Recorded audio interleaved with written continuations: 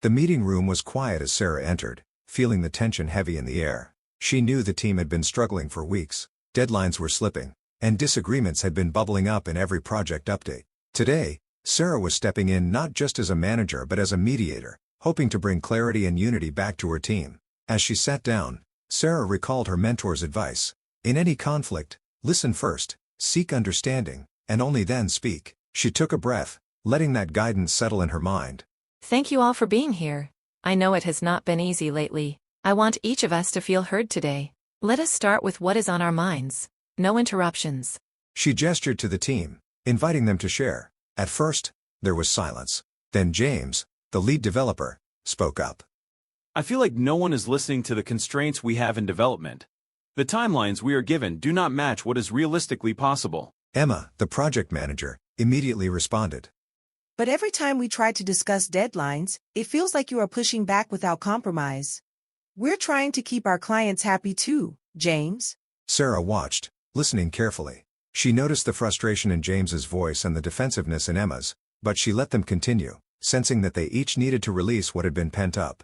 As each person shared, she took notes, nodding, acknowledging each viewpoint without judgment. Finally, she spoke. Thank you for being honest.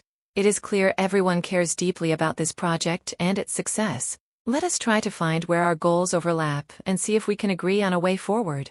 She paused, looking from James to Emma, before asking. What if we reframe the issue?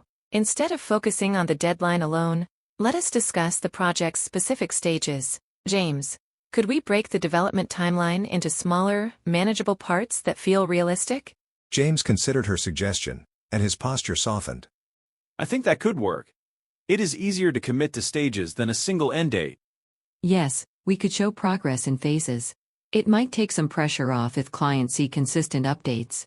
A small ripple of relief passed through the room. Sarah could feel the atmosphere shifting, the initial tension replaced by cautious optimism. But she knew it was not over. She needed to address the underlying issue: communication.